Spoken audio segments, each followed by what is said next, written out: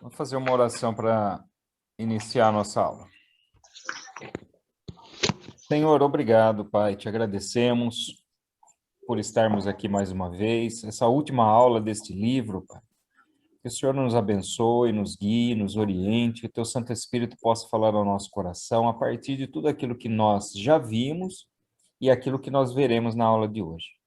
Abençoa cada um dos alunos e que, em nome de Jesus, tudo isso seja para a honra e glória do teu nome, para o nosso crescimento e para que sejamos vasos, Senhor, de honra usados nas tuas mãos. Capacita-nos, ó Deus, a fazer aquilo que é do teu propósito nas nossas vidas. Em nome de Jesus, amém. Amém.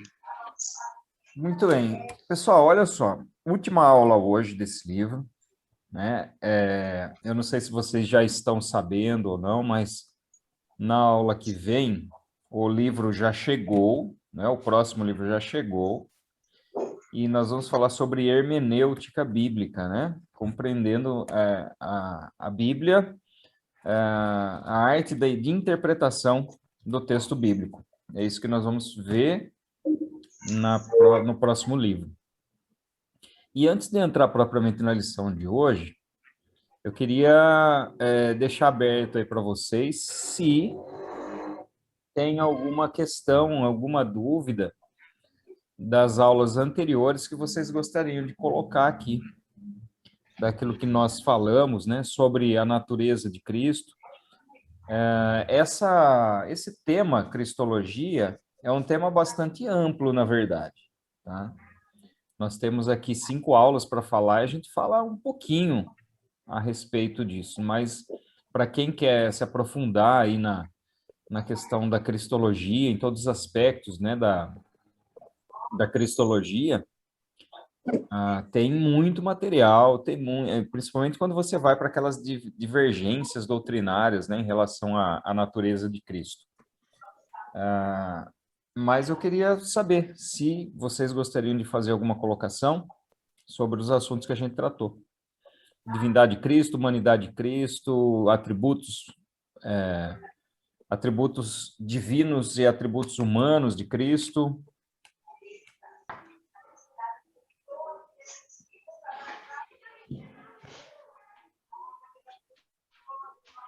Não? Não. Muito bem, então vamos lá. Nas últimas aulas nós falamos sobre morte, ressurreição e ascensão de Jesus, certo? Morte, ressurreição e ascensão de Jesus.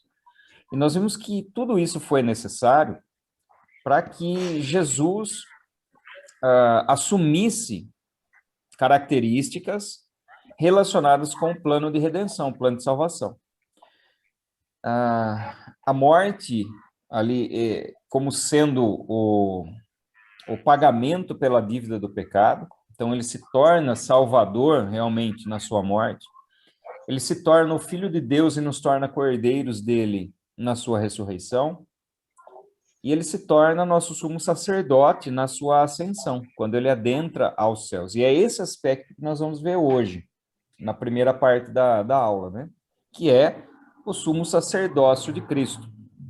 Então, nós vamos ver hoje o sumo sacerdócio e Cristo na escatologia. Então, aí os eventos finais, como Cristo aparece nesses eventos finais, nos eventos escatológicos. É lógico que nós não vamos falar propriamente de escatologia, né? Não vamos tratar sobre escatologia, mas da relação da escatologia com os eventos relacionados a Cristo. Desde o arrebatamento da igreja, o tribunal de Cristo e as bodas do Cordeiro, depois a volta visível e a implantação do reino milenar e o tribunal, o juiz do trono branco, né, no final dos tempos. Então, primeiramente aqui, em relação ao sacerdócio de Cristo, nós temos no texto número 1 esses aspectos aqui, né, que, na verdade, o que ele faz aqui é uma comparação entre o sacerdócio levítico e o sacerdócio de Cristo. Então, quando se fala em relação a sacerdote, né, a função sacerdotal, nós temos alguns aspectos aqui a serem considerados. Então, vamos lá. O texto-chave dessa lição aqui, ou melhor, o texto bíblico desse texto, aqui dessa lição, vai dizer assim: cada sumo sacerdote, sendo escolhido dentre os homens, é constituído nas coisas relacionadas com Deus a favor dos homens, para oferecer dons e sacrifícios pelos pecados. Ele é capaz de se compadecer dos ignorantes e dos que se desviam do caminho, pois também ele mesmo está rodeado de fraquezas. Por essa razão, deve oferecer sacrifícios pelos pecados, tanto do povo como de si mesmo.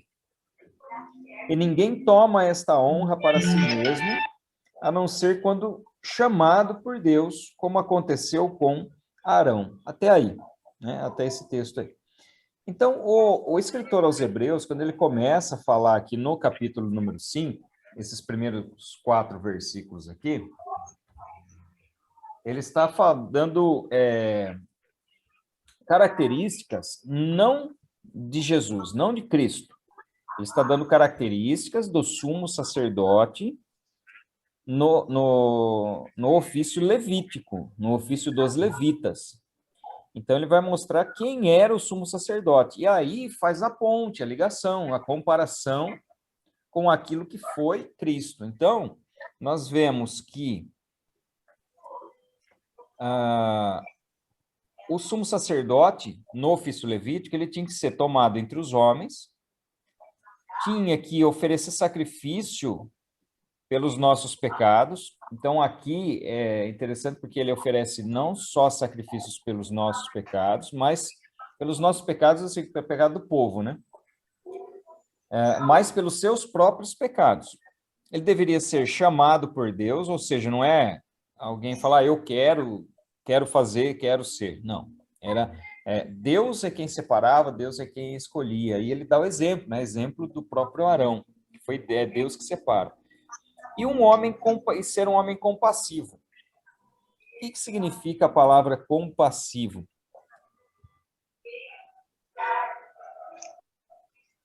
Significa ser compassivo. Compadece com o sofrimento, se compadece, que tem compaixão. Compadece que tem de compaixão, né? Isso, exatamente. Mas é exatamente isso que você falou, Nivaldo. É aquele que se identifica com a dor do próximo.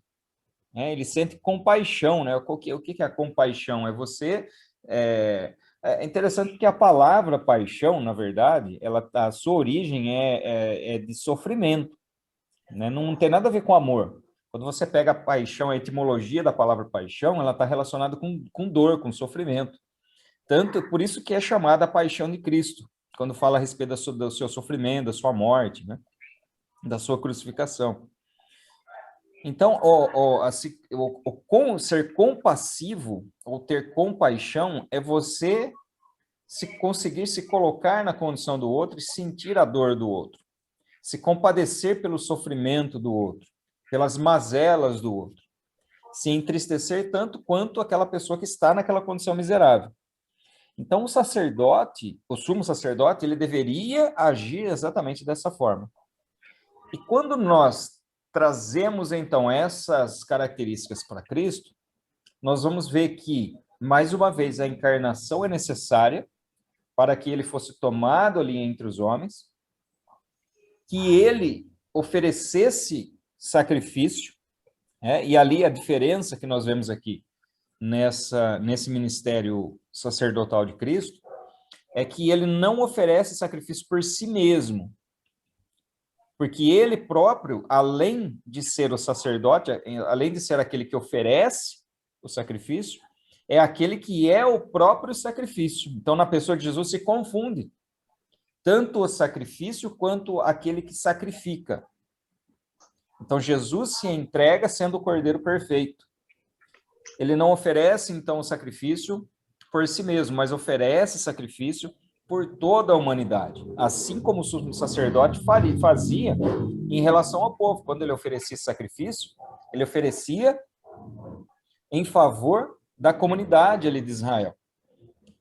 Então, ele é chamado por Deus e designado, porque a partir do seu ministério, ali no Rio Jordão, quando João Batista o batiza, né, o avista e depois o batiza, nós vemos que do céu vem uma voz dizendo: esse é meu filho em quem me comprazo, e desce sobre ele ali o Espírito Santo, sob forma corpórea de pomba. Então nós vemos ali, a partir daí, o comissionamento do Jesus homem para esse ministério, né, que durou ali aproximadamente 3 anos e meio, e aí, finalmente, ele se entrega, né, como sacrifício pelos pecados da humanidade. E um homem compassivo, ou seja, aquele que sente compaixão. E isso nós vemos aqui no capítulo 4 e versículo 16. Aliás, versículo 16 não, versículo 15, que vai dizer: porque não temos sumo sacerdote que não possa se compadecer das nossas fraquezas. Pelo contrário, ele foi tentado em todas as coisas, à nossa semelhança, mas sem pecado.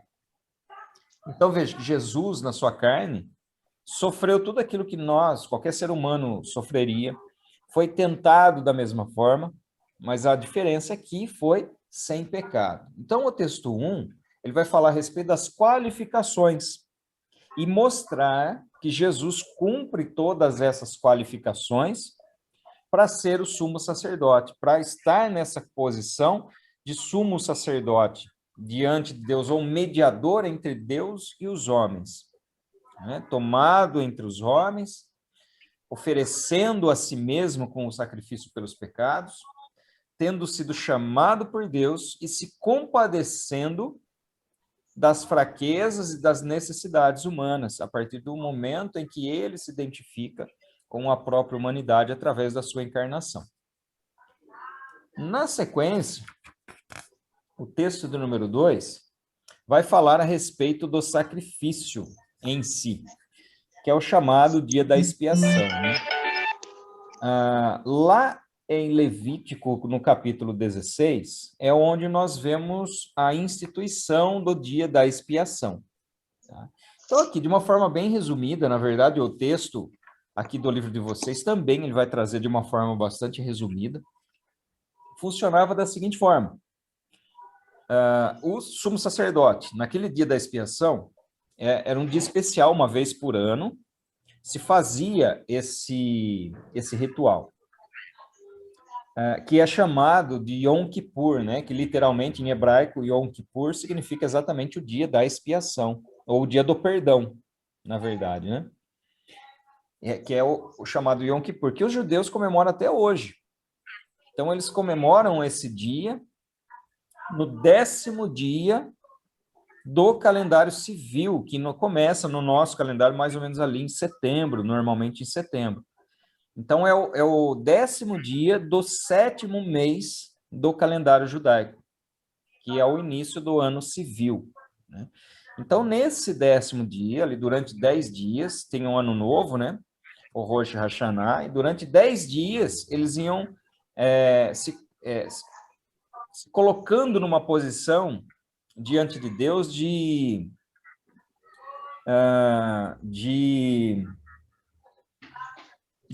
entregar a sua vida, e dedicar a sua vida e se consagrar para recebimento de perdão da parte de Deus, como que confessando todos os seus erros, todas as suas falhas, etc, etc.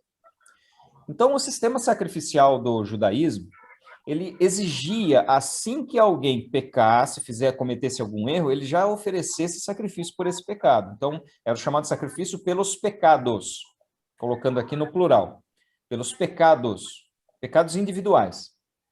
Então, a partir do momento que a pessoa errava, fazia alguma coisa errada, transgredia a lei de alguma forma, aí a lei prescrevia a forma de restauração disso. Então, às vezes, ele tinha que fazer uma compensação financeira para quem ele ofendeu. Às vezes, ele tinha que, além da compensação financeira, oferecer sacrifícios no templo para reparar a sua culpa. Às vezes, o próprio pecado ele não tinha nem o perdão. Muito pelo contrário, era punido com a morte. Nós temos como exemplo o adultério. O adultério era punido com morte. E aí tinha algumas regrinhas lá, né? Não vamos nem entrar nessa questão. Mas tinha algumas regrinhas lá, e dependendo da situação, morriam os dois, morriam ambos ali, o homem e a mulher. Então, nós temos esse sistema sacrificial. E além desses sacrifícios pelos pecados, se tinha um sacrifício anual, que era o sacrifício pelo pecado, no singular agora. Pelo pecado. E que pecado é esse? Aquele pecado em que a humanidade caiu a partir da transgressão de Adão. Então, nesse sentido, nós podemos dizer até que é um pecado hereditário, né? Transmitido à raça humana por meio do pecado de Adão. Então, a natureza pecaminosa a partir de então faz parte da própria natureza humana. Esse pecado, né? Essa disposição ao pecado. E é por esse pecado, então, que eles faziam esse chamado dia da expiação e esse sacrifício. Então, o sumo sacerdote. Nós sempre temos que lembrar que a função do sacerdote era pegar o povo, é como se fosse assim, né? Pegar na mãozinha do povo e levar até Deus para reconciliá-lo com Deus. Então, nós temos dois ministérios essenciais dentro do judaísmo, que é o ministério profético e o ministério sacerdotal. O ministério profético é aquele que pega Deus, a vontade de Deus, a palavra de Deus, e leva até o homem. E o ministério sacerdotal é aquele que faz o caminho inverso, que pega na mão do homem, leva e o reconcilia com Deus. Pode falar, Débora. Professor, então é assim, ó, por exemplo, então no caso, o dia da expiação era só no caso, assim, que eles consideravam que eles faziam sacrifício tipo pro pecado da humanidade, seria. Tipo assim, por exemplo, a pessoa roubou, no caso. Então, não contava esse, contava, isso daí era outra punição, no caso, seria assim? Exatamente, Débora, é isso mesmo. Então, se ele Eu pensei roubou... pode falar. Eu pensava assim que eles, por exemplo, ficavam um ano inteiro para ser perdoado, sabe? Tipo assim, fez tal coisa só no tal dia da expiação que ia ser perdoado, entendeu? Não. Na verdade, assim que o pecado era descoberto, vamos colocar dessa forma, né? A lei exigia a reparação imediata. Então, se roubou, matou, enfim, cometeu qualquer outro tipo de pecado, qualquer outro tipo de transgressão. Então, existia ali a recomendação da lei, o que tinha que fazer. Tá. Agora, uma vez por ano, então, tinha esse dia da expiação, que era o sacrifício pelo pecado de uma forma mais ampla, né? De uma forma geral. Entendi. E aí, funcionava o seguinte, o sumo sacerdote, primeiro, ele tinha que oferecer sacrifício por si mesmo, então ele tinha que se purificar antes de entrar na presença de Deus, rogando aqui, né? Diante de Deus, em favor do povo. Então, o ritual funcionava assim, ele tinha dois bodes, né? O bode emissário e o bode sacrificial. Então, ele separava dois bodes, aí eles jogavam ali o urim e tumim para definir qual bode seria o emissário e qual bode seria o sacrificial. Então, o bode sacrificial era aquele que seria degolado, aquele que seria morto. E aí, o seu sangue separado, o sangue do bode, desse bode sacrificial. O outro bode era o chamado bode emissário, era o qual ele colocava as mãos sobre a sua cabeça, a cabeça do bode, e simbolicamente ele transferia os pecados para aquele bode. E aí tinha um condutor que pegava o bode e levava no deserto e largava lá do deserto para ele morrer no deserto. Então os bodes, eles simbolizavam, o bode sacrificial simbolizava a oferta, o sacrifício pelo pecado, e o bode emissário simbolizava o pecado saindo de Israel, né, saindo ali do arraial, indo para o deserto, sendo lançado ali no deserto. E aí o que o sumo sacerdote... Oi, pode falar. Então, a intenção deles era cobrir o pecado original de Adão e Eva, né? Mas na intenção só do judeu, mas sabendo que todo gentil estava sobre esse pecado, né? Que é originário de Adão e Eva. Então, na consciência deles, era somente para o judeu? Como que era? Esse sacrifício era feito exclusivamente para Israel. Exclusivamente para Israel. Agora, tem um detalhe interessante nisso tudo, tá? Porque quando você pega a missão do povo israelita, nunca foi se fechar em si mesmo. Nunca foi ser povo exclusivo, assim, vamos dizer assim, falar, só a gente é de Deus, o resto da humanidade que se exploda, né? Nunca foi essa a intenção de Deus. A Bíblia nos mostra que quando Deus separa Israel, Deus separa uma nação de sacerdotes para ser luz para todos os povos, para abençoar todos os povos. Tanto que no chamado de Abraão, é dito lá que, para Abraão, né, em ti serão benditas todas as famílias da terra. Então, Deus separa uma nação sacerdotal para manter santa, para dali vir a semente messiânica. Mas as bênçãos de Deus não ficam limitadas a Israel. Nunca foram limitadas a Israel. Quer ver um exemplo? Quando Deus manda Jonas ir pregar em Nínive, uma cidade idólatra, uma cidade que cometia todos os tipos de pecado. Mas Deus se importava com aquela cidade. Enfim, vários outros exemplos a gente poderia dar, né? Então, é algo interessante que, na verdade, eles não conseguiram cumprir. Eles fizeram o oposto, né? Eles se fecharam em si, se tornaram exclusivistas. Tanto que, quando a gente olha para o Novo Testamento, quando ocorre ali o derramamento do Espírito Santo sobre os judeus que estavam ali presentes, e, posteriormente, os gentios começam a se agregar à igreja que havia nascido, o próprio Pedro ele tem uma certa resistência. Na cabeça dele, fala assim, isso tudo que está acontecendo aqui é para nós que somos judeus. Quando acontece lá na casa de Estevão o derramamento do Espírito Santo sobre aqueles que estavam lá, sobre os gentios, aí Deus trata tudo com Pedro antes, aí ele vai lá, tem aquela questão da visão que ele tem, enfim, aí ele vai lá para a casa de Estevão, vê o que aconteceu, e aí qual que é a declaração que ele faz depois? Fala, agora eu vejo que a salvação também é para os gentios. Então ele fala, agora eu vejo.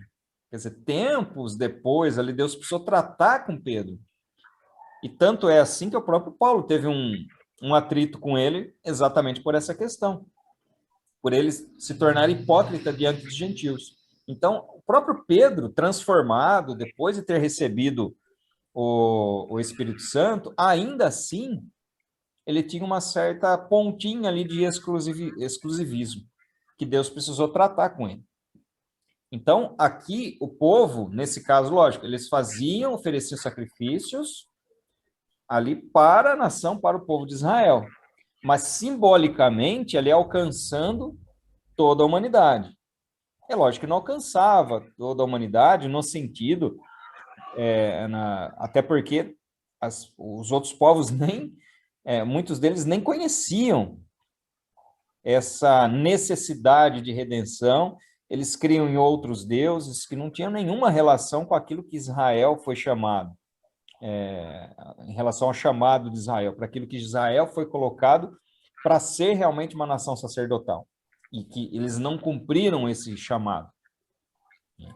Então, aqui, respondendo sua pergunta, eles faziam internamente, ela era ali para Israel, tá? Para Israel.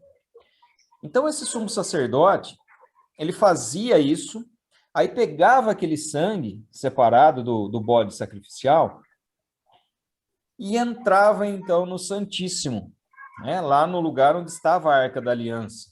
E a Arca da Aliança tinha sobre ela o chamado propiciatório, né, que nós falamos numa das aulas anteriores, aquela tampa da arca, né, que tinha ali uma borda e tinha 2 querubins em cima, tocando as asas, né, um em cada ponta, assim, ele tocando as asas. E aí ele pegava aquele sangue e aspergia nesse propiciatório, né, que era essa tampa da arca. Ele aspergia ali, é lógico que tinha todo um ritual anterior, né, de oferecer incenso, aí ele entrava propriamente lá. E aí ele saía do Santíssimo. Quando ele saía do Santíssimo e saía para o arraial, quando as pessoas viam, né, que o sumo sacerdote havia saído com vida, né, do lugar santíssimo, eles faziam festa, eles se regozijavam, cantavam de alegria, exultavam de alegria. Por quê? Porque entendia que se o sumo sacerdote tivesse saído com vida, isso significava que Deus havia recebido o sacrifício que eles fizeram. Então, simbolicamente, o que acontecia ali? Quando ele sai vivo, Deus, então, aceita esse sacrifício e cobre os pecados. E aí, quando a gente falou de expiação, nós falamos um pouquinho sobre isso, né? Que é aquele negócio, lembra da sujeira debaixo do tapete? Então, eles cobriam o pecado, não eliminavam o pecado. Agora, Jesus, a morte de Jesus foi diferente, porque ele elimina de uma vez o pecado. O seu sacrifício é suficiente para eliminar o pecado das nossas vidas, para que nós sejamos efetivamente reconciliados agora com Deus e tenhamos acesso a Deus por meio de Cristo, né? Nesses textos aí que estão embaixo, ó, Hebreus 8, 12 e 9, 11, 12, ele vai dizer o seguinte, ó. 8:12. Pois, para com as suas iniquidades usarei de misericórdia, e dos seus pecados jamais lembrarei. 9, 11 e 12. Quando, porém, Cristo veio como sumo sacerdote dos bens já realizados, mediante o maior e mais perfeito tabernáculo, não feito por mãos humanas, quer dizer, não desta criação, e não pelo sangue de bodes e de bezerros, mas pelo seu próprio sangue, ele entrou no santuário uma vez por todas e obteve uma eterna redenção. Então, o que nós vemos aqui? Que da mesma forma que o sumo sacerdote fazia, Jesus também fez a obra. Ele se entrega como sacrifício, derrama o seu próprio sangue e entra não no santuário terreno construído por mãos, mas no santuário celestial, a partir da sua ascensão aos céus. Então, ele ascende aos céus e adentra no santuário celestial de uma vez por todas. Então, existe uma crença de que Jesus está fazendo sacrifícios até hoje, né? Oferecendo sacrifícios até hoje, pelos pecados da humanidade, expiando até hoje os pecados da humanidade. Isso, biblicamente, não se sustenta. Porque o texto aqui de Hebreus, ele vai dizer que Jesus entrou uma vez, oferecendo assim, então, expiação para toda a humanidade, cumprindo esse propósito de redimir toda a humanidade de uma única vez. Não há necessidade de outros sacrifícios, não há necessidade de que isso se prolongue no tempo, muito pelo contrário, isso foi feito numa única vez. Quando Jesus ascende aos céus, ele simbolicamente ele entra então no santuário celestial, entra na presença do Pai, se assenta à destra do Pai, e ali está pago o pecado de toda a humanidade. Então, a partir daí, esse ritual de todos os anos ter que ficar refazendo esse sacrifício para ir cobrindo os pecados, né, ano a ano, não é mais necessário, então. Por que não é mais necessário? Por causa da superioridade do sacrifício de Jesus, que é o que nós vamos ver nos textos 3 e 4. 3 e 4 aí do livro de vocês, que vai falar sobre a superioridade do sacerdócio de Cristo. Então, aqui, de uma forma resumida, nós vemos esse quadrinho que aparece aí na tela de vocês. Então, ó, a comparação, de um lado aqui do sacerdócio levítico e o sacerdócio de Cristo, sendo superior. E por que ele é superior? Primeiro, o sacerdócio levítico era feito todos os dias, uma vez por ano, é todo dia da expiação aqui, entenda-se dessa forma, né? Uma vez por ano. O sacerdócio de Cristo, ele é feito de uma vez por todas. O sacerdócio levítico apenas cobria os pecados, enquanto o sacerdócio de Cristo, o sacrifício de Cristo, apaga os pecados. O sacerdócio levítico, o sacerdote levita, oferecia sacrifício por si mesmo. Jesus não precisa disso, porque ele próprio é o Cordeiro imaculado, sem mancha, sem defeito, cumprindo a função tanto aqui de sumo sacerdote, daquele que oferece o sacrifício, quanto do próprio sacrifício. Então, o sacrifício levítico dependia de fornecimento de cordeiro e outros animais, como, por exemplo, os bodes e os touros, que eram sacrificados nesses dias. O sacrifício levítico era temporal, ou seja, tinha validade. Ele era feito de forma física, terrena, e ele tinha validade de 1 ano. O sacrifício de Cristo é um sacrifício eterno. O sacerdócio levítico é feito no tabernáculo terrestre, enquanto o de Cristo é feito no tabernáculo celestial.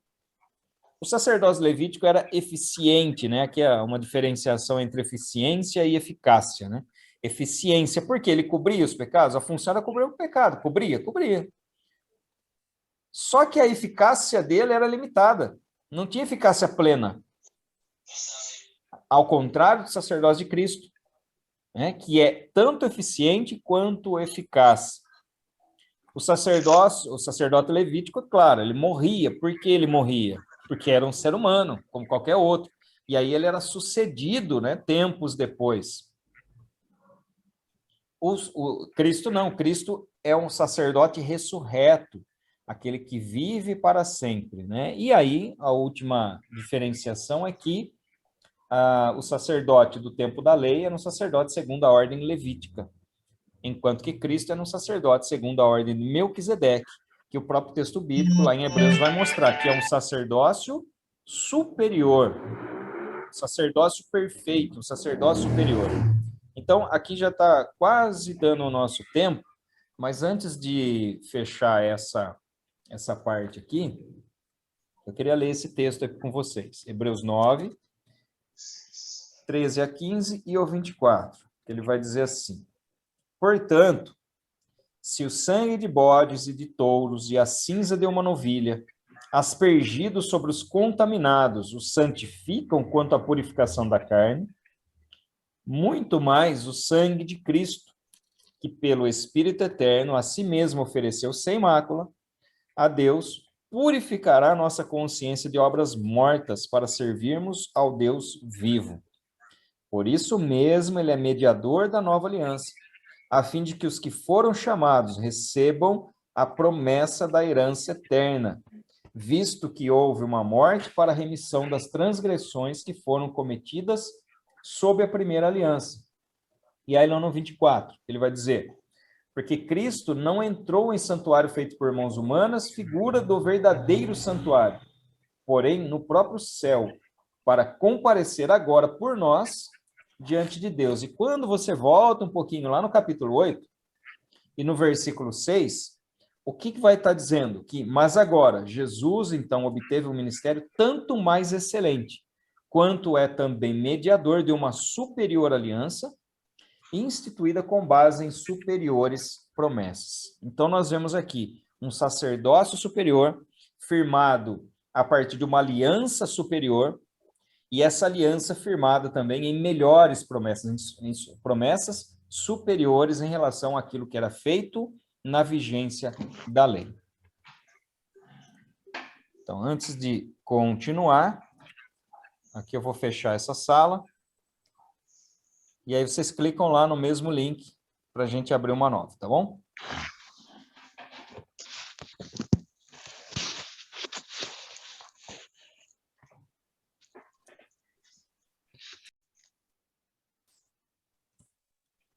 Muito bem, vamos lá.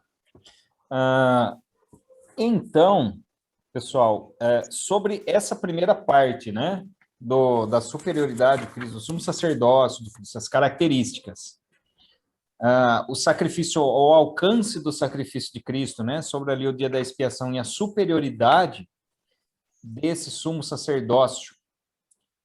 Tem alguma dúvida aí? Alguma colocação que vocês gostariam de fazer? O que nós vimos, né? Nós vimos as características, as qualificações do sacerdote, e vimos que ela se adequa perfeitamente a quem Cristo foi.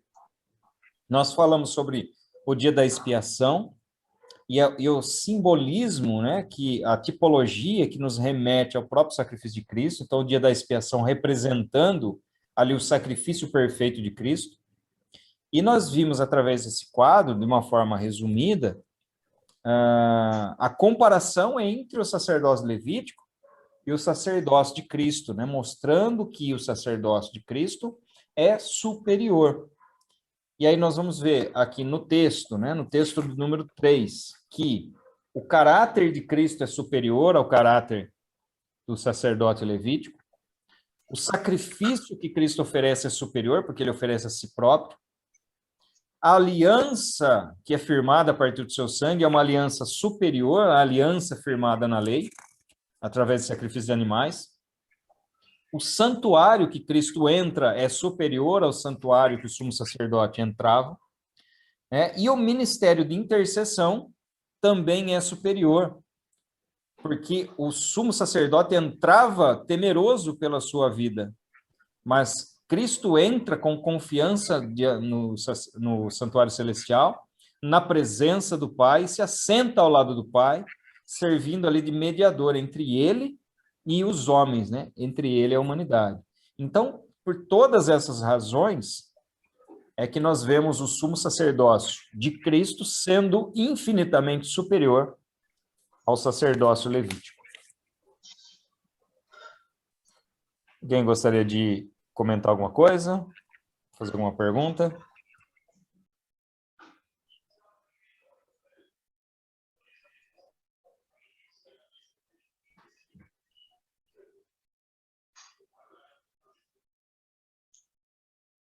Tudo bem? Todo mundo sabendo de tudo, hein, Edelita? Tudo bem, Amanda? Beleza. Nivaldo, tudo ok? Eu estou perguntando para os três, porque é os três que estão aparecendo a carinha aqui, o restante não está aparecendo carinha, mas pode falar aí, a Renata, a Lucélia, Débora, o Felipe, a Aline, o David.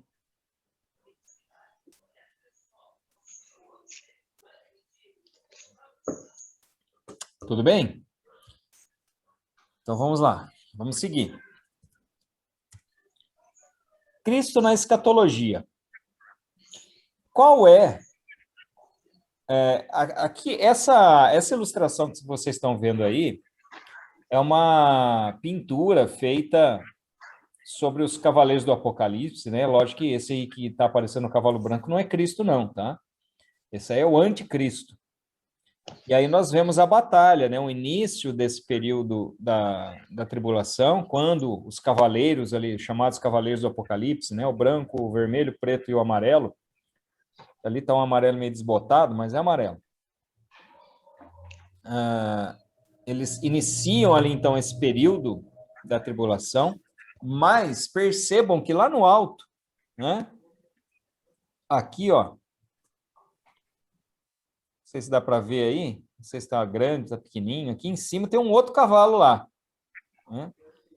E aqui simbolicamente uma Bíblia, né? Que é o verbo, que é a própria palavra de Deus. E aqui mostrando aquele outro cavaleiro, do cavalo branco, que vai aparecer lá no capítulo 19 de Apocalipse. Então, no capítulo 6, nós vemos o cavalo branco, que é o anticristo, de Apocalipse, né? E lá no capítulo 19,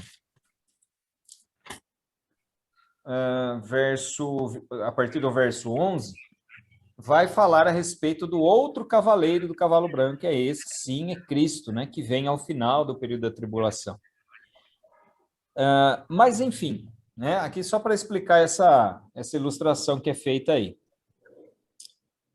Qual é o primeiro evento escatológico que se refere a Cristo, que envolve Cristo, em relação à escatologia, né? Então, no final dos tempos. Qual é o primeiro evento a envolver Cristo dentre os eventos escatológicos? Já seria o arrebatamento, já incluso? Exatamente.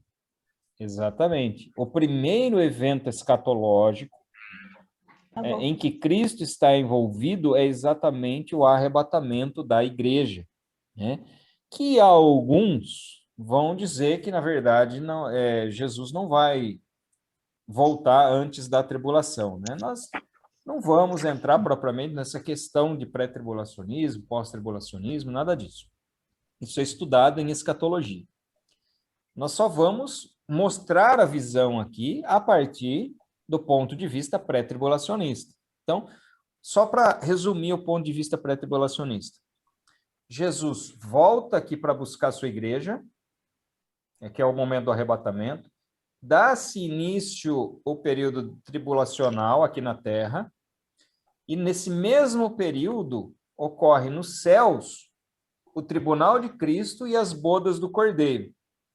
E aí, no final desse período tribulacional, ocorre a vinda de Jesus visível aqui na Terra. Então, a volta de Jesus, ela se dá numa primeira etapa, que é o arrebatamento da igreja, e numa segunda etapa, que é a sua vinda pessoal e visível.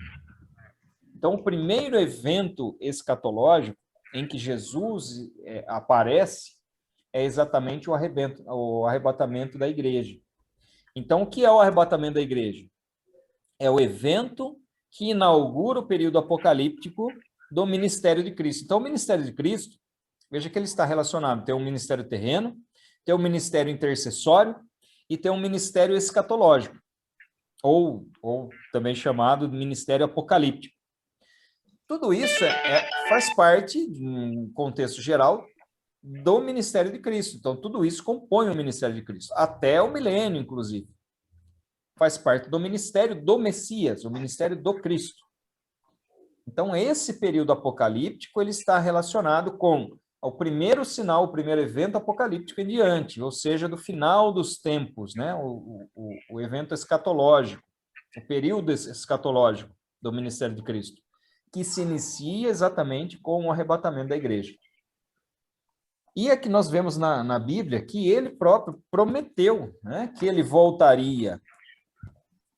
Então, vamos lá, ó, veja lá em João, Evangelho de João, capítulo 14, versículo 3, quando ele vai dizer o seguinte: E quando eu for e preparar um lugar, voltarei e os receberei para mim mesmo, para que onde eu estou, vocês estejam também. E, além disso, o próprio apóstolo Paulo também falou a respeito disso. Nós vamos ler lá em 1 Tessalonicenses, no capítulo de número 4, e versículos 16 e 17, que vai dizer assim, ó: Porque o Senhor mesmo, dada a sua palavra de ordem, ouvida a voz do arcanjo e ressoada a trombeta de Deus, descerá dos céus, e os mortos em Cristo ressuscitarão primeiro. Depois nós, os que estivermos vivos, seremos arrebatados juntamente com eles entre nuvens para o encontro com o Senhor nos ares, e assim estaremos para sempre com o Senhor. Então veja que nesse momento aqui, que Paulo fala em 1 Tessalonicenses 4, 16, 17, fala de um encontro com Jesus nos ares, não é um encontro aqui na terra, é um encontro com o Senhor nos ares. Então ele voltaria para nos levar para o lugar que ele preparou.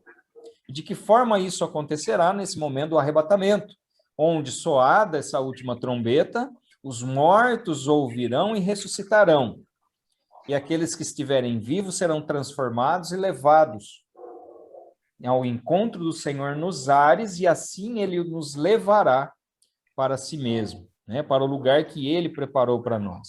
Então, nessa ocasião do arrebatamento, Jesus não se manifesta pessoalmente ao mundo, ou visivelmente ao mundo, mas apenas para a igreja. E esse evento mostra, né, a natureza do crente que será transformada, e a partir da transformação dessa natureza, ele nos levará para junto de si mesmo. Então, olha só, outros dois versículos aqui. 1 Coríntios 15, 51 e 52. Vai falar a respeito do arrebatamento. 51, 52.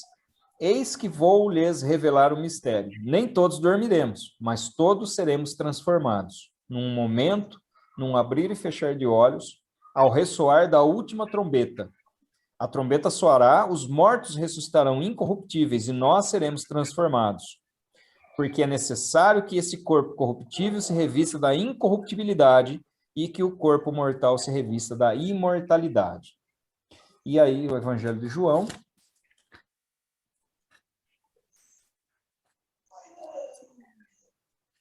no capítulo 17, 24, ele vai dizer assim: Pai, a minha vontade é que onde eu estou, também estejam comigo os que me deste, para que vejam a minha glória que me conferiste, porque que me amaste antes da fundação do mundo. Então, nós vemos aqui que é o desejo do Pai, é o desejo de Jesus nos ter com Ele nesse local que Ele nos preparou.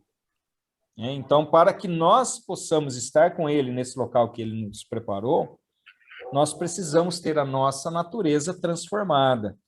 E o evento em que Jesus promove essa transformação e nos encontra nos ares e nos leva para o local preparado por Ele, é exatamente esse evento chamado de arrebatamento da igreja, que ocorre dentro dessa visão que nós estamos falando, antes do período da tribulação. Aqui na sequência, esse quadrinho, embora não faça parte do estudo aqui, porque é uma questão mais escatológica, não necessariamente cristológica, mas aqui mostra as duas fases dessa vinda de Jesus. O arrebatamento da igreja e a vinda visível, vista aqui, então, como dois eventos distintos, separados, pelas características distintas que ele nos mostra. Então, o arrebatamento será em segredo, a segunda vinda será pública. No arrebatamento, Cristo vem para a igreja, na segunda vinda, Cristo vem com a igreja, com os seus santos. O arrebatamento ocorre antes da tribulação, a segunda vinda depois da tribulação. O encontro com Jesus no arrebatamento se dá nos ares. Na sua segunda vinda, Jesus pisa o Monte das Oliveiras. Os santos apenas verão no arrebatamento e todo olho verá na segunda vinda. E por aí vai. Tem outras características aí. E aí tudo isso aqui eu mandei para vocês, mandei hoje, essa apresentação, para que vocês tenham uma visão um pouco melhor, tenham um material de também. Tá? Aqui, só para ter uma visão mais panorâmica em relação a esses eventos finais, eventos escatológicos, nós temos aqui, então, a chamada Era da Igreja, aqui, e aí nós temos os 7 anos de tribulação. E aqui, depois, o estabelecimento do milênio. Então, aqui, enquanto na Terra ocorre o chamado período da tribulação, nos céus, aqui a partir do arrebatamento da igreja ao encontro com Cristo, a igreja é levada, então, ao chamado trono do juízo de Cristo, ou tribunal de Cristo. E, na sequência, as bodas do Cordeiro. E aí é que se dá a chamada segunda vinda, Na Terra, a batalha do Armagedon, e ao final desse período aqui, Jesus vem para dar fim a essa batalha e instalar o chamado reino milenar, implantar o milênio aqui na Terra. Então, de uma forma mais panorâmica, e depois do milênio, o juízo do trono branco, aí criação de novos céus e nova terra. Um panorama geral aí em relação aos últimos eventos, tá? Oi, pode falar. Quem são esses santos do Antigo Testamento e do Novo Testamento que é citado? Os santos do Antigo Testamento e do Novo Testamento? Aqui no livro fala que durante a boda do Cordeiro, a igreja será vista no seu aspecto universal. Ali estará junto todos os santos do Antigo e do Novo Testamento, desde Abel. Isso, exatamente. Então, são aqueles que alcançaram a salvação, seja pelas promessas, seja pela realidade da presença. Então, antes de Cristo, nós temos aqueles que foram salvos pela fé nas promessas de Deus, e depois de Cristo, aqueles que foram salvos pela fé no Filho de Deus, pela fé no Cristo encarnado, morto e ressuscitado. Então, Então são todos que foram salvos. são todos os que foram salvos de todas as épocas, de todas as eras. Sim, Tá? Então, entendi. todos os povos de todas as épocas, de todas as eras. Participarão, então, nesse momento do arrebatamento. Aqueles que foram mortos ressuscitarão, aqueles que estiverem vivos quando a vinda de Jesus serão levados ali ao encontro com o Senhor nos ares, né? Transformados, e todos esses, mortos e vivos, serão levados ao encontro do Senhor e participarão, a partir daí, então, do chamado tribunal de Cristo, ou trono do juízo de Cristo. Tá? Esse quadrinho aqui deu para entender, ter uma visão geral em relação a esses eventos escatológicos finais? E, Reginaldo, e nesse trono do juízo, o que aconteceria aí? Então, isso é o que nós vamos Depois de falar agora. arrebatado. Isso é o que nós vamos falar agora, que é o assunto do texto 2 aqui da lição 10, né? Que é exatamente o tribunal de Cristo. Tá? Nós já vamos falar sobre isso, né? Leu até o texto lá em 2 Coríntios. 2 Coríntios 5:10. Que é o texto-chave do chamado Tribunal de Cristo, né? 2 Coríntios 5:10, que ele vai dizer assim: porque é necessário que todos nós compareçamos diante do tribunal de Cristo, para que cada um receba segundo o bem ou o mal que tiver feito por meio do corpo. Então, vamos lá. Primeira pergunta. Compreendido esse panorama geral? Entendido aqui? Vocês têm alguma dúvida em relação a isso?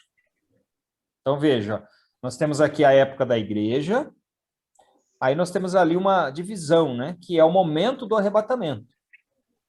Quando Cristo arrebata a sua igreja, mortos e vivos, santos de todos os tempos, serão levados ao encontro com ele nos ares, e logo em seguida estarão diante do chamado Tribunal de Cristo, que é mencionado aqui em 2 Coríntios, capítulo 5, verso 10. Logo em seguida ao Tribunal de Cristo ocorre as bodas do Cordeiro, que está lá em Apocalipse 19, que nós vamos ver daqui a pouquinho. E ao final desse período, então, aí nós temos na Terra, período da tribulação, nos céus, Tribunal de Cristo e bodas do Cordeiro. No final do período da tribulação ocorre a chamada Batalha do Armagedon e a volta visível de Jesus, né? A segunda vinda visível de Jesus quando ele coloca os pés lá no Monte das Oliveiras. E aí ele põe fim a essa batalha, exterminando os povos inimigos e implantando o reino milenar aqui na Terra, onde ele reinará durante 1000 anos aqui na Terra. Ao final desse período de 1000 anos, ele ressuscita, aí ocorre a chamada segunda ressurreição, que é a ressurreição para a condenação. E aí todos esses, grandes e pequenos, comparecem diante do chamado juízo do grande trono branco de Deus. E a partir daí, então, são condenados e lançados no Guiena, chamado Lago de Fogo e enxofre. Tá? Então, panorama geral. Tribunal de... Oi, pode falar. No caso aqui, né, houve o arrebatamento. Aí está se tendo o período da tribulação, 7 anos, né? Sim. Nesse tempo está tendo lá bodas do Cordeiro, né? Com o salvo, né? Isso. Fica tudo embutido nesses 7 anos. Isso. No Exatamente. final desses 7 anos, Jesus volta outra vez, depois de 7 anos, ele volta com a igreja para fazer, que é a segunda vinda de Jesus, para fazer o milênio. Isso, implantar o reino milenar, que vai ser aqui na Terra, né? E aquele povo, vamos supor, que teve na tribulação, né? Um foi, através do próprio sangue, foi salvo, né? E outros pereceram, né? Esse que foi salvo na tribulação também vai participar da boda do Cordeiro? Como que é? Não, as bodas do Cordeiro ocorrem antes da vinda visível de Jesus. Então, esses não participam das bodas do Cordeiro. Entendi. Você fala daqueles que ficarem vivos na tribulação, é isso? Isso. Ficaram vivos e depois com o próprio sangue negaram o anticristo. Vai ficar para outro julgamento. Aí, eu vou falar melhor disso quando a gente for falar sobre a questão do milênio, porque no milênio participam povos naturais, não são somente povos espirituais, são povos naturais. Mas eu falo melhor disso depois, tá? Agora, Tá bom, assim, beleza. aqueles que... É muito complexo, né? aqueles que foram martirizados antes desse período da tribulação, eles são vistos na Bíblia debaixo do trono de Deus. Que até João pergunta, o anjo pergunta para João, fala, quem são esses daí? E aí João fala, tu sabes. Ele fala, esses são os que vieram da grande tribulação, que lavaram as suas vestes do sangue do Cordeiro. E aí eles são vistos, então, debaixo do trono de Deus. Então, esses que são martirizados pelo sangue no período da tribulação, eles estão debaixo do altar de Deus também, com as suas vestes brancas. Entendi. Tá? Agora, eu não sei se essa talvez seja a sua dúvida, né? Esses daí participarão das bodas do Cordeiro? Era essa a sua pergunta? Isso. Tá. Então, aí eu já não consigo responder. Já não consigo responder se esses participam ou não das bodas do Cordeiro, porque Entendi. quando nós analisamos a narrativa bíblica, ela fala arrebatamento, ocorre de forma contínua. Arrebatamento, tribunal de Cristo, bodas do Cordeiro. Então, esses que foram arrebatados participam do tribunal de Cristo. Esses que participam do tribunal de Cristo participam das bodas do Cordeiro. Esses que estão aqui embaixo, a perseguição se iniciará nos últimos 3 anos e meio da tribulação. Então, tudo parece indicar que eles não participam das bodas do Cordeiro, nem do tribunal de Cristo, nem das bodas do Cordeiro. Tudo parece indicar, pela narrativa bíblica. Entendi. Mas eu não posso afirmar necessariamente. Eu posso afirmar com um pouco mais de convicção de que eles não participam do tribunal de Cristo. Porque eu vou explicar já o que é esse tribunal de Cristo. Agora, as bodas do Cordeiro, aí eu já tenho uma certa dúvida em falar, em cravar que eles não participam. Então, esses que foram martirizados no período da tribulação não participam do tribunal de Cristo. E eu vou explicar por quê. Agora, das bodas do Cordeiro, talvez. Eu ainda penso que não. Parece indicar que não. Mas eu não consigo cravar, colocar com certeza isso, tá? Tudo bem? Então, pode falar, Deli. No caso que ele está perguntando aí, se tipo, quem morrer no período da tribulação, se vai participar do trono do juízo? Isso, exatamente. E por que não? Por que eles não participariam do tribunal de Cristo? Porque o tribunal de Cristo não é um tribunal de condenação. Ele não é um tribunal de condenação. Ele é um tribunal para recebimento de galardão. Então, nós temos aqui o texto lá, né, de 2 Coríntios 5:10, que nós já lemos, que todos deverão comparecer. E ali, o crente será julgado como servo, ou seja, quanto ao seu serviço prestado a Deus. Então, não será um julgamento para condenação, não é julgamento para condenar, ou seja, aqueles que foram arrebatados com Cristo estão salvos. Não tem volta. Eles já estão salvos. Eles são levados diante desse tribunal apenas para distribuição daquilo que a Bíblia chama de galardão, né? De galardões, para que nós recebamos o completo galardão, segundo o que o próprio texto bíblico vai dizer. E aqui no caso, vamos dizer assim, que o galardão seria para aqueles que foram arrebatados, porque até então estavam andando com Cristo. Exatamente. E esses que ficaram, tipo, não tinham uma vida com Cristo para recebimento de galardão. Mas eles poderiam se arrepender, né, no período da tribulação e serem salvos, mas não no caso, não receber o galardão, né? Seria isso? Exatamente, exatamente, perfeito. Essa é a razão pela qual eu disse que estes que participam da tribulação não estarão diante do chamado tribunal de Cristo. Então, esse tribunal, ele tem a intenção de mostrar como cada um administrou aquilo que foi confiado, aquilo que foi dado, né? Seus bens, seus dons, seus talentos.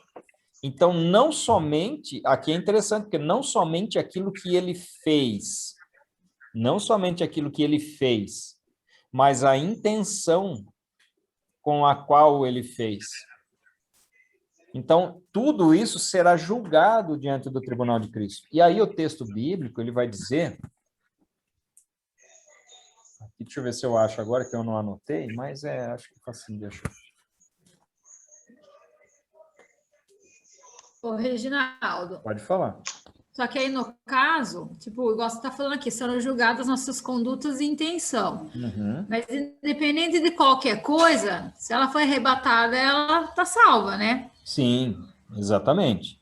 Exatamente. Dependente, né? Só que ninguém sabe o que seria realmente esse galardão, né? O que Não. representa esse galardão, né? Não, alguns No falam caso, né? que se usa muito a expressão, a figura da coroa, né?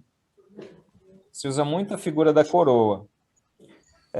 Mas você imagina, ó, falar assim, vamos imaginar o seguinte, né? Eu já vi alguém falando o seguinte, que vai ser pedrinha na coroa, né? Então, dependendo de se você receber mais galardão, você vai ter mais pedrinha na coroa. Se você tiver menos galardão, vai ter menos pedrinha na coroa. Só que o que acontece? Quando fala a respeito de coroa, se fala num contexto simbólico, né? Porque a coroa significa domínio, significa governo, porque nós reinaremos com Cristo. Mas não significa que nós vamos receber uma coroa literal, né? Isso está num contexto simbólico. Deixa eu só procurar aqui.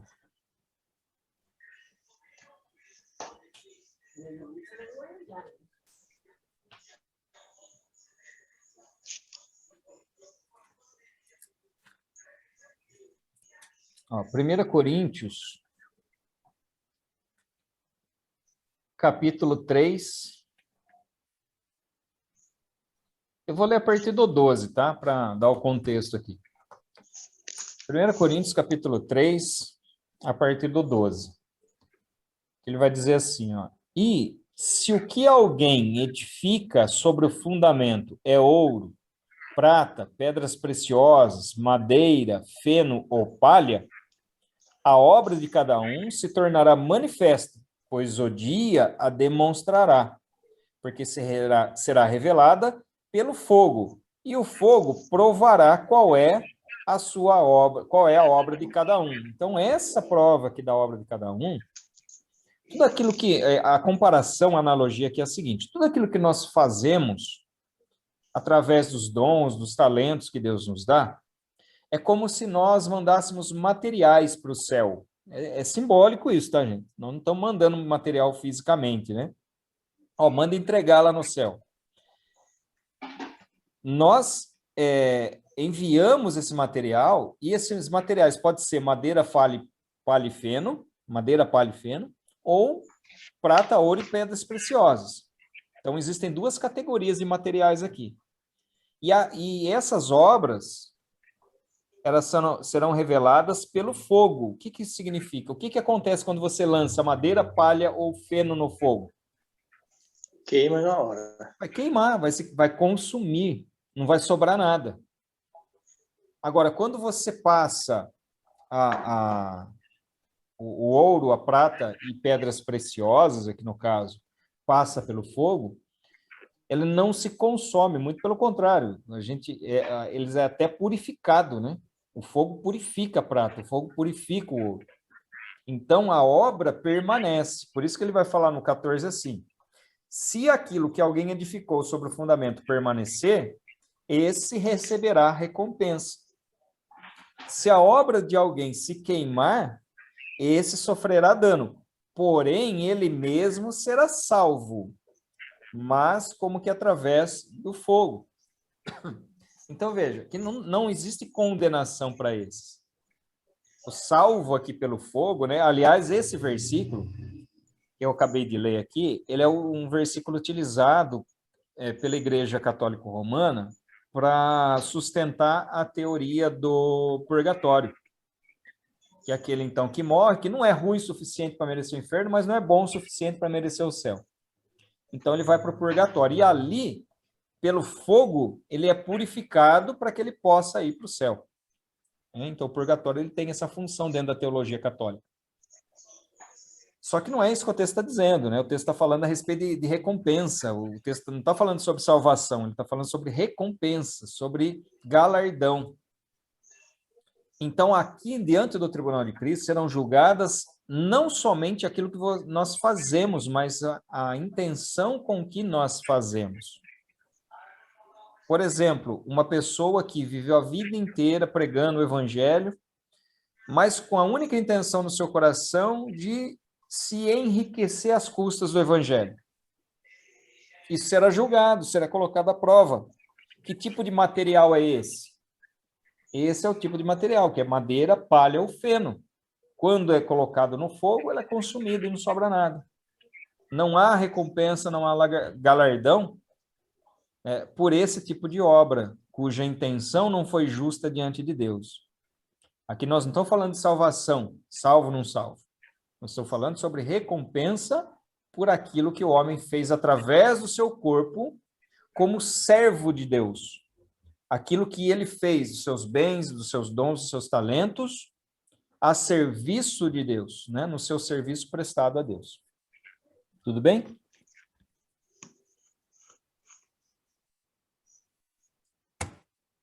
E aí, em seguida, tem as chamadas bodas do Cordeiro, né? Então, as bodas do Cordeiro, lá, Apocalipse 19:7, alegremos-nos, exultemos e demos-lhe glória, porque são chegadas as bodas do Cordeiro, cuja esposa a si mesmo já se ataviou. Então, aqui, as bodas do Cordeiro, elas já são vistas no período final da tribulação, um pouco antes da chamada Batalha do Armagedon, um pouco antes da volta de Cristo. Então, veja, 19:7 está falando das bodas do Cordeiro. No 19:11, já está falando da volta de Cristo. É por isso que eu digo para vocês que eu não consigo cravar que aqueles que morreram na tribulação, pelo sangue, né, e lavaram as suas vestes, como é visto lá em Apocalipse também, eles não participam das bodas do Cordeiro. Tá? Então, aqui pode ser que sim, porque o objetivo, toda vez que nós falamos de bodas do Cordeiro, a bodas, né? Bodas significa casamento. Aí é a última etapa do casamento judaico. Então, é utilizado de forma análoga aqui também, esse casamento judaico, para simbolizar a união e a comunhão plena e perfeita e completa de Cristo com o seu povo, com a sua igreja. Então, o objetivo, né, e aqui as bodas, elas estão relacionadas com festa, com ceia, e a ceia, por sua vez, está relacionada com comunhão. Então, o objetivo aqui das bodas do Cordeiro é congregar todos os santos de todos os tempos. Então, aqueles do Antigo Testamento, aqueles que foram arrebatados e aqueles que morreram, inclusive, durante o período da tribulação. E aqui, falando desse final aqui da tribulação, né?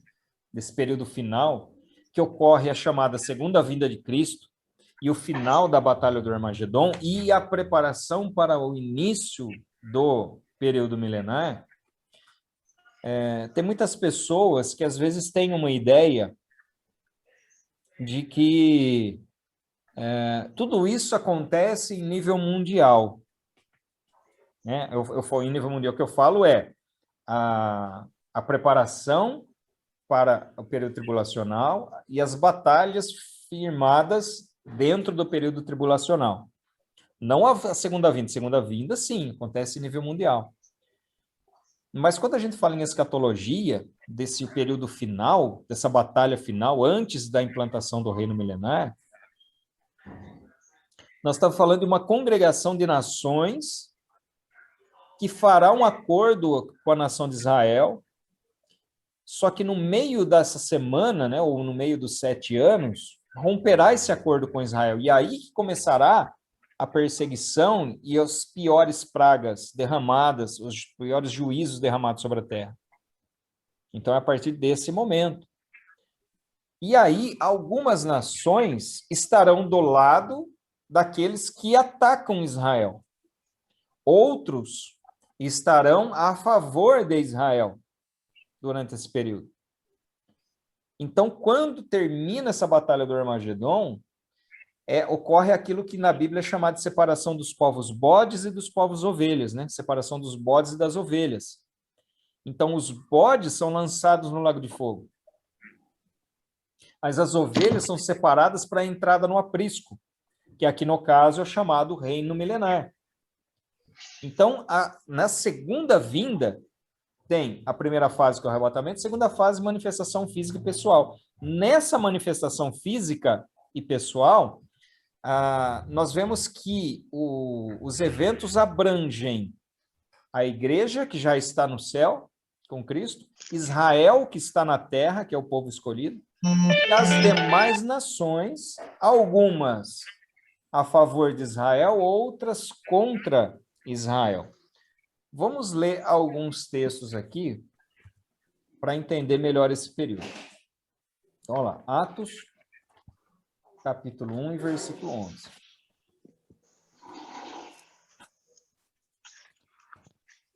Ele diz assim, ó.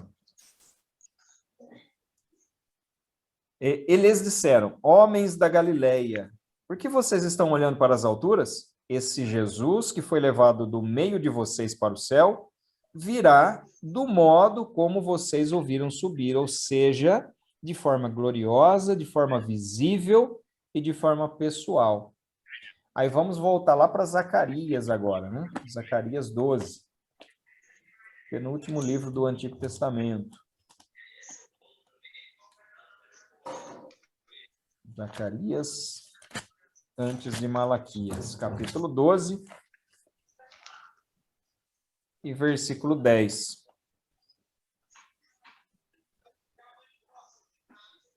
Que vai dizer assim, ó.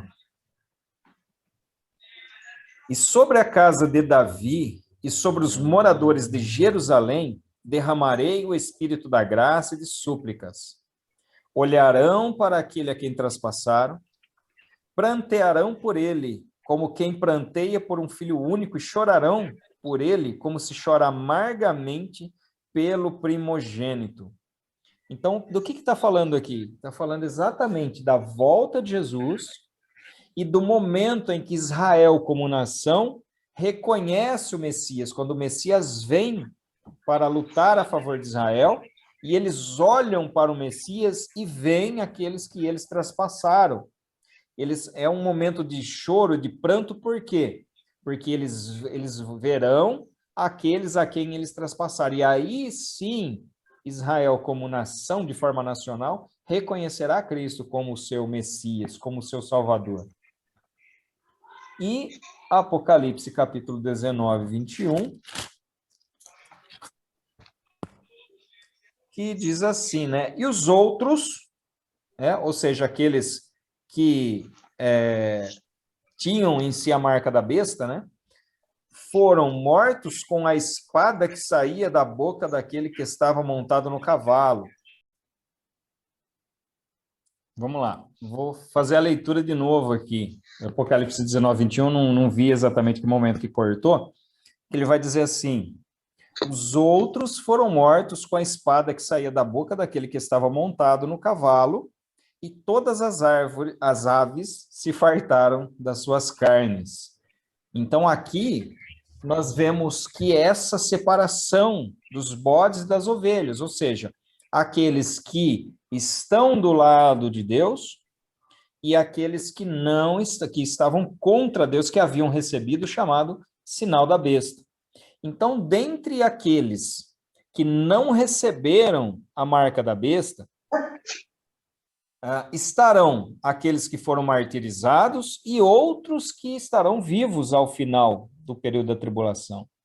Então, estes aqui, Israel, o remanescente de Israel, que reconhece Jesus como Cristo, como Messias, além daqueles que estavam ao lado de Israel, são aqueles chamados povos ovelhas, que entram nesse período milenar, né? No período do milênio.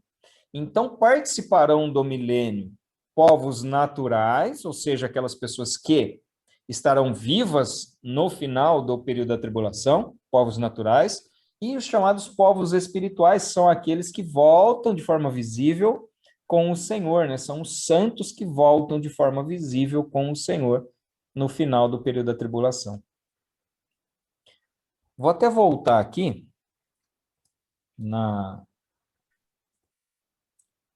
nessa telinha, apenas para a gente ter uma noção de novo, né? Agora já com uma visão um pouquinho mais ampliada em relação a isso. Então veja, período da tribulação aqui na Terra, nesse mesmo tempo de período de tribulação na Terra, o que acontece nos céus? O juízo do Tribunal de Cristo, né? Ou Tribunal de Cristo, bodas do Cordeiro. E qual é o fato que dá início a esses eventos escatológicos? O arrebatamento. Então, a partir do arrebatamento, inicia-se os 7 anos de tribulação na Terra, e nos céus, Tribunal de Cristo e bodas do Cordeiro. No final desse período ocorre a segunda vinda de Jesus, de forma visível na Terra, para dar fim à chamada Batalha do Armagedon, separar os povos, bodes das ovelhas, ou seja, aqueles que serão lançados no lago de fogo, e aqueles que entrarão no reino milenar, e a vinda ali com os seus santos também, né, os povos espirituais. Então, para entrar no milênio, participarão os povos naturais, aqueles que estarão vivos para entrar no milênio, e os povos espirituais, aqueles que morreram e foram ressuscitados, e estão debaixo do trono de Deus, estão junto com Deus, estão junto com Cristo. E aí dá-se início, então, o chamado período milenar, o reino milenar, quando Cristo, o próprio Cristo, reina fisicamente, pessoalmente, aqui na Terra, a partir de Jerusalém. Junão. Sim. Mais uma perguntinha. Pode perguntar. No caso, a Bíblia fala que desce a Nova Jerusalém, ela desce, né? Dá até as medidas lá, né? É tudo simbolicamente, porque não vai caber todo mundo ali, eu creio, né? E vai ficar uma cidade separada desse povo que saiu da tribulação, desse que está vivendo o povo milenar, vai ficar um grupo de pessoas de santos, separada, como que é? Então, na verdade, olha só, vou pegar a Bíblia e abrir a Bíblia lá no capítulo número 20, que é o texto-chave que fala a respeito do reino milenar, tá? Então, o reino milenar se inicia com o final do período da tribulação, ok? Terminou a tribulação, Jesus implanta o reino milenar aqui na Terra. O templo a partir do qual Jesus reinará é um templo físico, e a cidade de Jerusalém é uma cidade física, uma cidade real, não é uma cidade espiritual. Não é essa ainda que desce dos céus. Porque olha a sequência da narrativa. Aqui, se vocês quiserem anotar, inclusive, eu não coloquei aqui na apresentação, mas se vocês quiserem ler depois, Daniel, no capítulo 2, versículos 34 a 36, e Isaías, capítulo 9, fala a respeito desse período do reino milenar. Então, Isaías 9 e Daniel, capítulo 2, dos versículos 34 a 36, tá? Então, aqui nós temos o início dos 1000 anos, então Satanás é preso no abismo, e dá-se início, então, ao reino milenar. Né? Isso está no verso de número 4. Verso número 4. A parte B do versículo, ele vai falar assim: esses são os que não adoraram a besta e nem a sua imagem, e não receberam a sua marca na testa e na mão, e viveram e reinaram com Cristo durante 1000 anos. Os restantes dos mortos não reviveram. Aí, esse restante dos mortos são aqueles que... Eu falei uma coisa errada aqui para vocês, tá? Aqueles povos que tiveram a marca da besta, eu falei que eles foram lançados no Lago de Fogo. Ainda não. Eles foram lançados no Lago de Fogo só depois do juízo do trono branco, só depois do juízo final, chamado juízo final, tá? Então, só corrigindo essa informação aqui. Então, o restante dos mortos não reviveram até que se completasse os 1000 anos. Esses daqui são aqueles que tiveram a marca da besta. Então, esses foram mortos pelo Cordeiro, mas não ressuscitaram.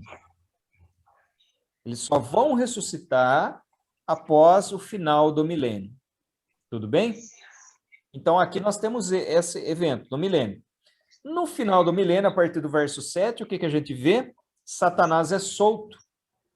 E ele engana algumas pessoas. E ocorre uma última batalha, chamada de Gog e Magog. E aí, depois disso, ocorre o juízo de Deus, que é o juízo do trono branco, a partir do verso 11. Então, o verso 11 vai dizer: vi um grande trono branco, e aquele que está sentado nele. Então, aí o juízo do trono branco.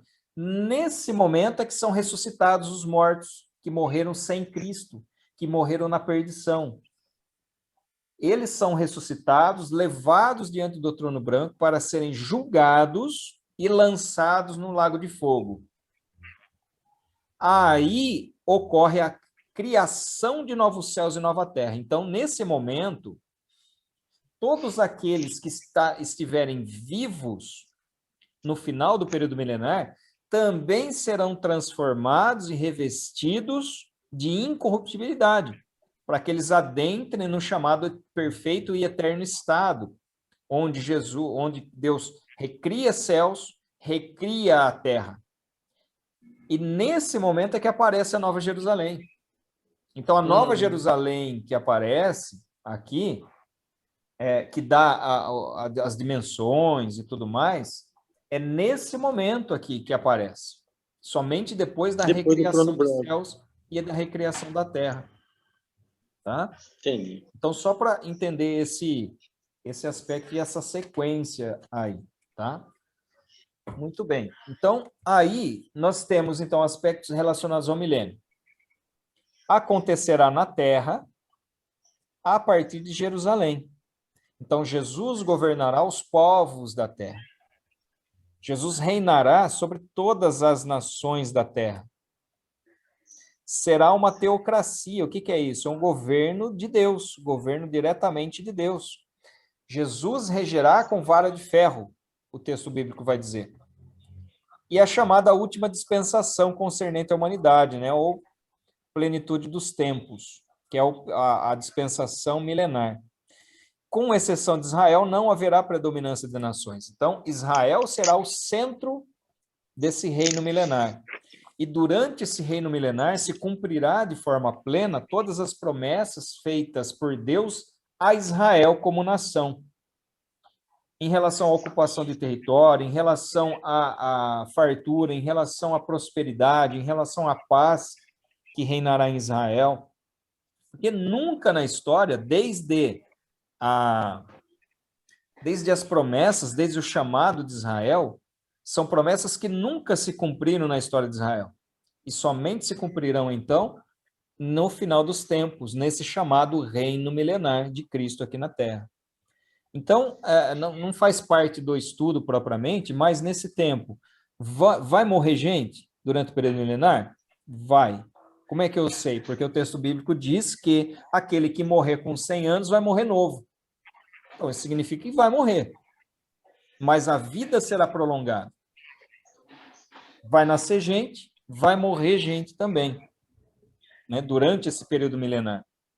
E aí, no final, algumas dessas pessoas serão enganadas por Satanás e promoverão uma rebelião contra Deus. E aí, junto com todos aqueles que morreram sem a salvação, serão levados diante do chamado tribunal do trono branco. Foram parte do juízo do trono branco. Tem um texto aqui, deixa eu ver se o livro traz, está no finalzinho do texto de número 4, que é Isaías capítulo 2, versículos 2 a 4. Ele vai falar exatamente, fazer a profecia exatamente desse período. Então ele diz assim, Isaías, né? Nos últimos dias acontecerá que o monte da casa do Senhor será estabelecido no cume dos montes e se elevará sobre os outeiros. E para ele afluirão todos os povos. Irão muitas nações e dirão, vinde, e subamos ao monte do Senhor e à casa do Deus de Jacó, para que nos ensine os seus caminhos e andemos pelas suas veredas, porque de Sião sairá a lei e a palavra do Senhor de Jerusalém. Ele julgará entre os povos e corrigirá muitas nações. Então, isso é uma profecia messiânica. Uma profecia que se cumpre a partir do estabelecimento do reino messiânico, que é o que nós chamamos do reino milenar. E somente aí, então, ao final, né, desse período do reino milenar, é que ocorre o chamado juízo do trono branco. Capítulo 20, verso 11 em diante. Vi um grande trono branco e aquele que está sentado nele. A terra e o céu fugiram da presença dele, e não se achou lugar para eles. Vi também os mortos, os grandes e os pequenos, que estavam em pé diante do trono. Então foram abertos livros, ainda outro livro, o livro da vida foi aberto. E os mortos foram julgados segundo as suas obras, conforme o que estava escrito nos livros. O mar entregou os mortos que nele estavam, a morte e o inferno entregaram os mortos que neles havia, e foram julgados um por um, segundo as suas obras. Então a morte e o inferno foram lançados no lago de fogo. Esta é a segunda morte, o lago de fogo. E se alguém não foi achado inscrito no livro da vida, esse foi lançado no lago de fogo. É chamado, então, juízo do trono branco, ou juízo final, né? Alguns chamam de juízo final. Então, nesse trono, nesse juízo, Cristo é o juiz, é o ponto máximo da manifestação da soberania de Cristo, ou seja, executando juízo contra aqueles que não tiveram o seu nome encontrados no livro da vida.